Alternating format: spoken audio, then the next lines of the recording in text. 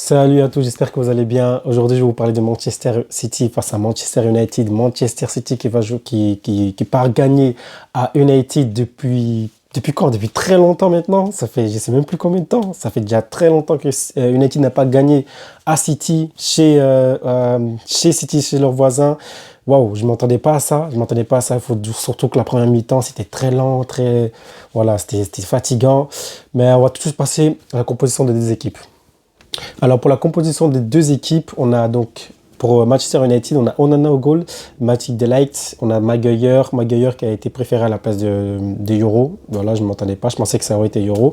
Et on a Lisandro Martinez, pardon. Et donc United joue avec un système à 3-4-3.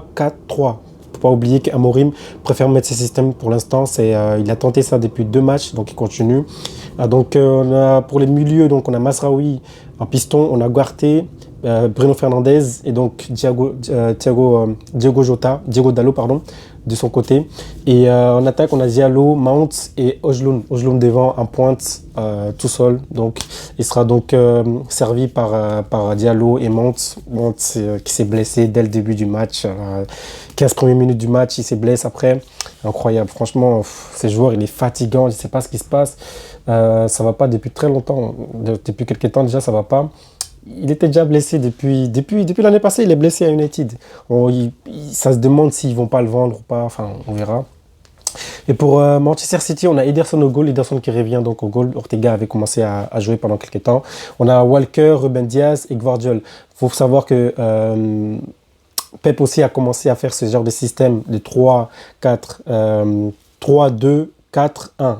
Il a voulu faire ce genre de système pour bloquer le système de Amorim. Amorim qui joue donc sur un système à 3-4-3.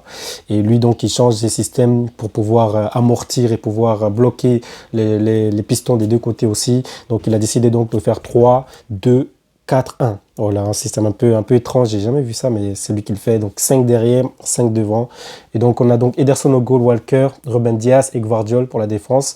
On a Gundogan et Bernardo Silva pour les milieux. Et pour les 4 devant, on a Doku, De Bruyne, Foden et Matheus Nunes. Nunes qui débute, qui commence à jouer de plus en plus. Et en pointe, on a Haaland. Donc, alors, on va commencer direct par le débrief du match, par les faits du match, les gars. Incroyable. La deuxième mi-temps, c'était incroyable. La première mi-temps, c'était assez calme, très très calme, je dirais même. Juste, on a ce but de Gvardiol sur une tête, sur un centre de Bruyne. De Bruyne qui centre et Gvardiol qui marque. Gvardiol, il faut savoir que Gvardiol, c'est le défenseur qui a marqué le plus en 2024 en Première Ligue. De 2024, hein, pas la saison complète, mais l'année 2024, c'est le défenseur qui a marqué le plus de buts, avec 8 buts déjà, incroyable, en une seule année, pardon, 8 buts pour un défenseur central. Ok, il faut savoir que des fois, il joue aussi milieu, donc ça lui permet aussi de pouvoir tirer, de pouvoir créer des occasions plus hautes. Mais quand même, 8 buts, c'est quand même quelque chose. Alors, donc on a la 15e minute, 17e minute de jeu. Donc De Bruyne qui centre, qui fait, je crois que c'est une frappe plutôt, il lâche une frappe et la balle qui monte parce que Diallo... Amad Diallo bloque pas assez, pas assez près de Bruyne pour lui permettre de bloquer le ballon. Malheureusement, la balle tape donc sur son pied et ça monte et ça devient un centre parce que moi je pense que c'est une frappe. Hein. Vous allez voir l'action. Je pense que c'est une frappe. La balle monte donc sur le pied, ça tape sur le pied de Diallo, la balle monte et ça part en centre. Et donc dans la surface de réparation, on a donc Gvardiol qui est là, Gvardiol qui met une tête et qui marque une belle tête, hein, franchement il faut le dire. Et quand même bizarrement, je sais pas pourquoi, Pep il s'agite, il est pas content du but. Je pense qu'il voulait peut-être des créations de jeu parce que lui il fait des schémas, on sait très bien comment il est Pep, il fait des schémas, des choses tactiques et tout. Et si ça se passe pas comme il veut, il peut péter un câble juste pour ça en fait, même s'il gagne. Donc on l'a vu agiter souvent. Souvent, on l'a vu agiter. Je ne m'attendais pas du tout à ça. Je pensais qu'il serait content parce que l'équipe va mal et il faut être content pour les buts quand tu marques. Mais il n'était pas content, il était plutôt agité, énervé contre son équipe et il parlait beaucoup tout seul. Il était beaucoup agacé. Enfin, voilà, même s'il y a eu le but. Au moment où il y a eu le but, elle n'était pas content du tout, bizarrement. Gvardiol qui marque sa tête, donc Gvardiol qui est défenseur de la Première Ligue de l'année 2024 qui a marqué le plus de buts, donc 8.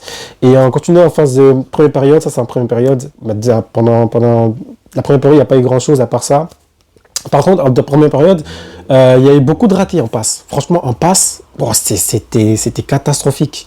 En passe, c'était catastrophique. Côté City comme côté United, les passes ratées de De Bruyne qui fait un changement de côté, un centre, à un moment donné, ça part dehors, à l'extérieur carrément du but. Et Bruno Fernandes aussi, la même chose, a fait un centre à un moment et ça part complètement à l'extérieur du terrain, complètement, les deux complètement à l'extérieur du terrain. C'est étonnant parce qu'on pense que les deux sont les joueurs les plus techniques. Et c'est rare qu'ils ratent des passes comme ça, surtout pour De Bruyne. On les sent pas calmes, on les sent pas à l'aise, on les sent très agités malheureusement. Mais donc voilà, hein, c'est sa première période, il n'y a eu que ça. Beaucoup de passes ratées, De Bruyne, Foden. Doku côté City et même Haaland, oh là, c'était pas possible, hein, les passes ratées, Gundogan c'était le seul qui réussissait quand même ses passes, mais à part ça, même Bernardo Silva, la même chose, Foden, j'en parle même pas. Et côté United aussi, hein, la même chose. Côté United, on avait beaucoup de passes ratées de Ugarte qui a raté beaucoup de passes aussi, mais même Fernandez aussi a raté un peu de passes, un peu par-ci par-là, Diallo aussi, Ojlund malheureusement. Il est esselé, il est tout seul, il est collé par la défense, qui le bloque bien. Guardiola et Diaz qui le collent bien. Ouais, du coup, il n'a pas réussi beaucoup de ballons. À chaque fois qu'il pouvait juste contrôler, il avait juste à peine le temps de contrôler, qu'il y avait déjà beaucoup de gens sur lui. Ouais, il n'y a pas eu grand chose. Par contre, la défense de United, je les sentais forts. Franchement, ils étaient forts. Je les ai vus bien bloquer leur homme, bien rester proche de Haaland. Haaland n'a pas eu beaucoup d'occasions. Martinez est vraiment dur à bouger parce qu'il est petite taille, mais franchement, à un moment, comment il tenait à Lens, c'était incroyable. Et Delight aussi, la même chose, comment ça tient les joueurs, c'était incroyable. Mais ouais, ils ont bien défendu United. Franchement, United ne pouvait pas perdre ce match. Franchement, comme ils ont joué, ils ne pouvaient pas le perdre. Ils ne pouvaient pas perdre, ils ont trop bien joué pour pouvoir perdre ce match, faut le dire. Alors, donc on a deuxième période deuxième mi-temps. En deuxième mi-temps, donc, City a donc toujours la possession, 60%, 40% pour United. Et donc, en deuxième période, il y a donc les buts de United. United qui marque 2 buts. Et 2 buts provoqués par qui? 2 buts provoqués par Diallo, Amad Diallo, l'Ivoirien, on connaît. Non, franchement, il a bien joué, il a vraiment très bien joué dans ce match. Je dirais même le meilleur joueur de ce match, clairement. Des deux côtés, hein, je pense que Diallo provoque un penalty. Mais avant ça, il y a un penalty qui devrait être sifflé. Diaz qui bloque trop Ojlund et qui n'arrive pas à prendre le ballon. Et on aurait pu siffler cette faute-là. Je ne sais pas si je peux la voir. On aurait pu siffler cette faute-là. Et franchement, il y a faute. Il faut que ça soit clair. Il y a faute. Il y a clairement faute. Ça devait être penalty. Il y a, à un moment donné, il s'attrape et tout. Puis il y a Diaz qui met son pied en essayant de prendre la balle, mais il ne prend pas le ballon. Et Ojlund avait de l'avance. Donc il le bloque, il met son pied devant lui et Ojlund tombe. Franchement, il y a faute, clairement. On était à limite. Voilà, même les commentateurs remontent, enfin, ils parlaient, ils disaient que c'était franchement limite, si on pouvait le siffler. Pour moi, il fallait le siffler. Il y a penalty, clairement, il y avait faute. Donc il y a eu cette action-là et par la suite, donc il y a eu le but. Il y a eu le but il y a eu le penalty d'abord, le penalty sur Diallo Diallo pendant tout le match. Moi j'ai déjà dit pourquoi il y a pas pourquoi Amorim mais pas Diallo et Garnacho. Ça serait mieux, non? Mais Diallo et Garnacho, peut-être qu'ils jouent sur le même poste, je sais pas, mais quand même en fait c'est mieux vu que c'est un 1-2 derrière. Il y a les deux qui sont en soutien d'Ojlund. Il a qu'à mettre les deux. Je trouve que c'est mieux. Mount est blessé de toute façon. Mount est blessé, il est sorti sous blessure. On va voir ce qu'il va faire. Peut-être qu'il va mettre Eriksen à cette place-là, on ne sait pas. Mais il a préféré mettre Maino. Mais voilà, donc un défensif. Et donc il a fait rentrer aussi Zirkzee, qui a aussi joué. Mais donc il y a eu donc ce penalty obtenu par Diallo. Diallo qui se fait tacler par Nunez, je pense, Nunez qui lui met un gros tac derrière. Ouais, Nunez, non. Franchement, il y avait faute. Hein. Enfin, il y avait faute, c'est un crochet de Diallo qui part un crochet. Et donc, il y a donc Nunez qui vient en force, qui n'arrive pas à s'arrêter, il laisse son pied derrière pour essayer de taper le ballon, il tape sur le pied de Diallo, grosse faute, penalty directement, bien sûr, clair et net. Je pense que j'ai l'image.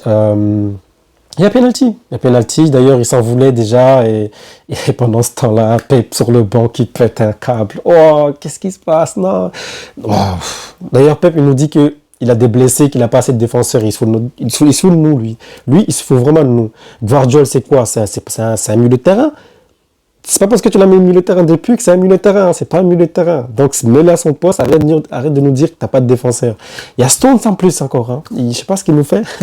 Donc, il se plaint alors qu'il y a 2 ans, pendant 2 ans, Chelsea avait que des blessés. On se rappelle de la deuxième saison de Tourelle et la saison d'après où il y avait que des blessés à Chelsea.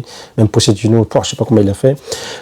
Donc il y a eu ce but donc en penalty tiré par Bruno Fernandes. Bruno Fernandes qui la met, magnifique. On a que ça à dire. Hein. Il tire très bien les penalties, il faut le dire. J'avais déjà dit que au Portugal, si Ronaldo tire pas, c'est lui qui le tire. Il est très bon. On continue dans le jeu vers la 85e minute de jeu. Donc en contre-attaque, Diallo qui part encore une fois, Diallo qui part et Diallo qui marque un but aussi. Diallo qui marque son but. Franchement, il a très bien joué dans ce match. Donc il a concédé, il a eu un penalty grâce à lui et lui aussi qui marque un joli but. Franchement, un but, faut le dire, hein, c'est beau, ça passe juste en dessous. Gardien qui sort, il part de son côté. Il ramène la balle de son côté, puis il lâche un crochet, puis il essaie de tirer la balle qui passe juste en dessous de, je sais pas c'est qui, c'est Diaz ou Guardiola qui essaie de dégager le ballon pour la faire sortir, mais il n'arrive pas. Il aurait pu la taper pour la ramener de là où ça venait, mais il court vers son goal. Je pense qu'il a voulu taper derrière son goal pour que la balle reste avant de tomber. Malheureusement, il n'a pas réussi à toucher le ballon, la balle qui passe en dessous. Diallo qui marque donc son but, voilà. Joli but, les gars, franchement, joli but. United ne méritait vraiment pas de perdre ce match. Moi, quand ils ont marqué leur premier but, je disais, c'est mérité. C'est mérité. Ce que United a fait, c'était, franchement, ils ont bien joué. Tout simplement, ils ont très bien joué. Et ouais, ils ont bien joué. Je sentais que United allait pas perdre ce match. Je le sentais avant même le match. Je dis, United va pas perdre ce match. Et ça faisait très longtemps que United n'avait plus gagné à City depuis très très longtemps. Je ne sais même pas dire depuis quand, peut-être même depuis Holgans, comment il s'appelle? Solskjaer peut-être, je pense. Depuis Solskjaer, je pense qu'ils n'ont pas gagné à City. Peut-être même un peu avant, hein. Peut-être même un peu après, même un peu avant, je pense. Donc c'est une très belle victoire de la part d'United. Bruno Fernandes, homme du match, Lisandro Martinez, qui a vraiment tenu Haaland, mais d'une manière avec sa petite taille. La défense de United, franchement, ils ont très bien joué. Ils ont tous des bonnes notes. 6, 7, c'est très bien. Donc, l'homme du match chez United, je dirais que les 3 joueurs, donc défensivement, je dirais Lisandro Martinez, et au milieu Bruno Fernandes, et en attaque Diallo, bien sûr, Diallo qui marque un but et qui concède un penalty. Malheureusement, Nunez qui prend un carton, bien sûr, c'est mérité. Et franchement, ils auraient pu avoir un jaune, encore une fois, il aurait pu avoir une faute sur Højlund qui aurait dû être sifflée. Et je pense que si c'était dans la surface, si c'était sifflé, c'était penalty. Je pense que c'était dans la surface, je suis pas certain. Mais franchement, ils ont bien joué, United. Je m'attendais pas à ces deux dénouements en deuxième mi-temps. Parce qu'en première mi-temps, c'était autre chose. C'était vraiment autre chose. Mais en deuxième mi-temps, on dirait que les deux équipes avaient peur l'une de l'autre. Je n'ai pas trop compris. Comme si Pep ne voulait pas trop monter. Il avait marqué, il voulait attendre. Et c'est ce qui fait que United, eux, ils doivent attaquer. Amorim a perdu 2 matchs de suite. Ils doivent faire quelque chose. Donc, il a fait 2 matchs négatifs de suite. Donc, ils doivent gagner ce match. Donc, c'est très important pour eux. C'est à la 13e place. Donc, ils gagnent ce match. Je pense qu'ils montent un peu. Et ça, c'est très bien pour eux. Les hommes du match. Donc, Diallo en attaque. Bruno Fernandes au milieu. Martinez en défense. Franchement, Haaland, on ne l'a pas vu. Il y a eu des rentrées. Kovacic est rentré. Mount est sorti aussi. Zirkzee est rentré. Voilà, je pense que c'était à peu près ça. Allez, merci, likez, abonnez-vous et partagez. Abonnez-vous parce on est passé à plus de 1000 vues. C'est pas un site streaming, il ne faut pas payer quoi que ce soit, il faut juste s'abonner, c'est tout. Donc abonnez-vous, ça donne la force, de l'énergie, ça me donne envie de mieux faire, de faire plus de choses. Donc abonnez-vous. Allez, ciao.